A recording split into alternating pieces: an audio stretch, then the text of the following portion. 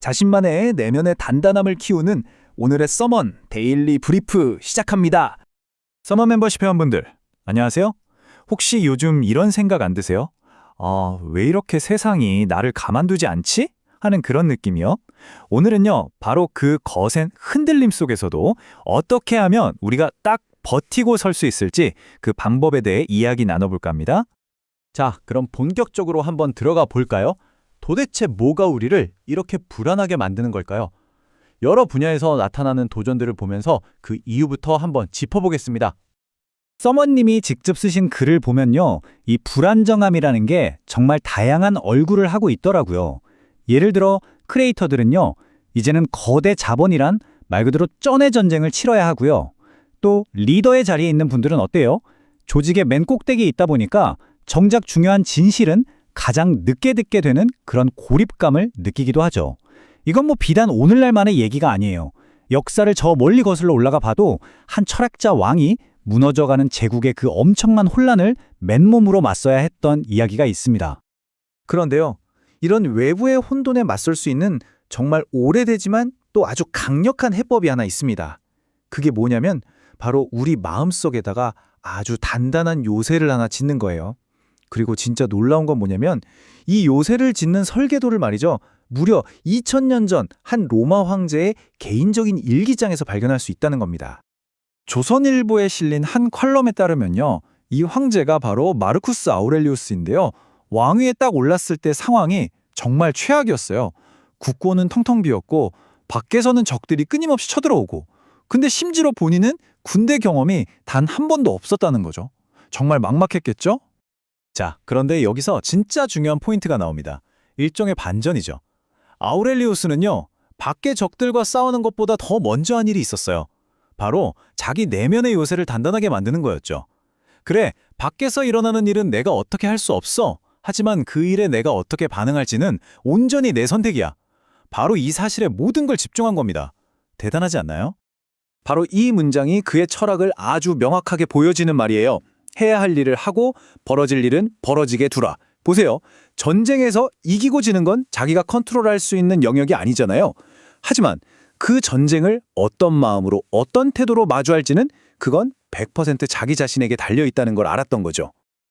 그리고 이 칼럼에 따르면 그는 여기서 멈추지 않고 한 단계 더 나아갑니다. 자신에게 닥친 이 엄청난 고충의 의미를 아예 새로 정의해버린 거예요. 이건 그냥 힘든 일이 아니야. 우주가 내 영혼을 더 용감하고 강하게 만들어주려고 주는 훈련 같은 거야. 라고요. 관점의 전환, 정말 대단하죠. 자, 그럼 이런 생각이 드실 수 있어요. 아니, 그건 2000년 전 로마 황제 얘기고 지금 우리랑 무슨 상관이야? 특히 비즈니스나 창작을 하는 우리랑 말이죠. 근데요, 이게 놀라울 정도로 깊은 관련이 있습니다. 한번 들어보세요. 유명한 마케터 가이 가와사기가 이런 말을 했어요. 위대한 회사는 단지 돈을 빨리 벌려고 하는 게 아니라 세상을 바꾸고 싶어 하는 창업자가 만든다. 결국 이 말도 똑같은 맥락이죠. 눈앞의 단기적인 이익이 아니라 더 큰 목적, 즉 장기적인 관점에 집중하는 것. 그게 바로 오랫동안 살아남는 무언가를 만드는 핵심이라는 겁니다. 이걸 아주 잘 보여주는 사례가 바로 유니클로입니다. 책 유니클로를 보면요, 창업자 야나이 다다시 회장이 딱 이런 장기적인 관점을 가졌던 사람이에요. 그 당시에 일본에서는 다이에라는 회사가 잘 나갔는데 거기는 그냥 인기 있는 물건을 다른 데서 가져와서 파는 리셀러 모델이었거든요. 근데 야나이 회장은 생각한 거죠. 저건 언젠가 한계가 온다. 저건 내 운명을 내가 컨트롤하는 게 아니야. 그래서 훨씬 더 힘들고 어려운 길, 즉 직접 제품을 만들고 파는 SPA 방식을 택한 겁니다. 단기적으로는 힘들지만 장기적으로는 이게 맞는 길이라고 본 거죠. 자, 이 이야기는 서머님이 직접 쓰신 글에 따르면 개인 크리에이터에게도 완전히 똑같이 적용돼요. 한번 생각해보세요. 지금 영상 콘텐츠 시장 어때요? 사실상 연예인이나 거대 자본이랑 경쟁해야 하는 곳이잖아요. 개인이 거기서 쩐의 전쟁을 하기는 정말 어렵죠. 하지만 글, 텍스트, 뉴스레터는 어때요?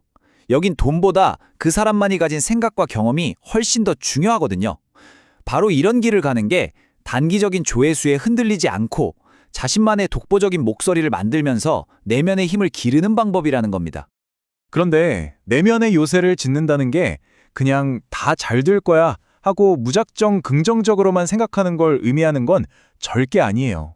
오히려 그 반대일 때도 있습니다. 때로는 세상과 그리고 내가 속한 조직의 불편한 현실을 아주 차갑게 똑바로 마주할 용기가 필요하다는 거죠. 책 일을 버려라 해서 정말 재미있는 지적을 하는데요. 많은 리더들이 내 강문은 언제나 열려 있으니 언제든 찾아와 라고 말하잖아요. 근데 이게 사실은 문제 있으면 네가 알아서 나한테 와서 보고해 라고 책임을 직원한테 떠넘기는 말이라는 거예요. 생각해보면 그렇죠? 진짜 심각한 문제일수록 리더 귀에 가장 늦게 들어가는 경우가 정말 많거든요. 그럼 어떻게 해야 진실을 들을 수 있을까요? 이 책에서 제시하는 방법이 정말 흥미로운데요. 진실을 얻는 건 한 번에 되는 게 아니라 마치 게임 퀘스트처럼 단계를 밟아가는 과정이라는 거예요. 리더가 먼저 용기를 내서 구체적으로 물어보면 처음엔 한 20% 정도의 이야기만 들을 수 있대요.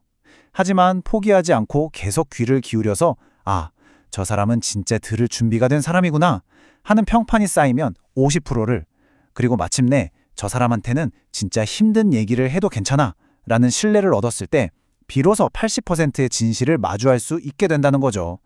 정말 용기와 인내가 필요한 긴 여정인 셈입니다. 자, 그럼 이제 마지막으로 우리 서먼 멤버십 회원분들은 이 내면의 요새 쌓기를 오늘 당장 우리 삶에 어떻게 적용해 볼 수 있을까요? 이것 하나만 꼭 기억해 주세요. 내면의 단단함은요, 어느 날 갑자기 짠 하고 완성되는 목적지가 아니에요. 이건 매일매일 하는 연습, 훈련에 가깝습니다. 마치 근육 운동처럼요. 생각해 보세요. 그 로마 황제 마르크스 아우렐리우스도 전쟁터 한복판, 그 시끄러운 막사 안에서 매일같이 글을 쓰면서 자기 마음을 다잡았잖아요. 우리도 마찬가지예요. 거창한 게 아니더라도 일상 속에서 아주 작은 노력들을 꾸준히 해나갈 때 우리 마음의 근육도 단단해지는 겁니다. 성공한 사람일수록 단기적 욕망이 아니라 장기적 관점을 가지고 자신이 추구하는 가치에 다다르기 위해 고통을 감수하면서 내면을 단단하게 만든다고 하는데요. 부디 오늘 하루가 멤버십 회원분들께서 조금 더 단단해지는 날이 되었기를 바라옵니다. 늘 감사합니다.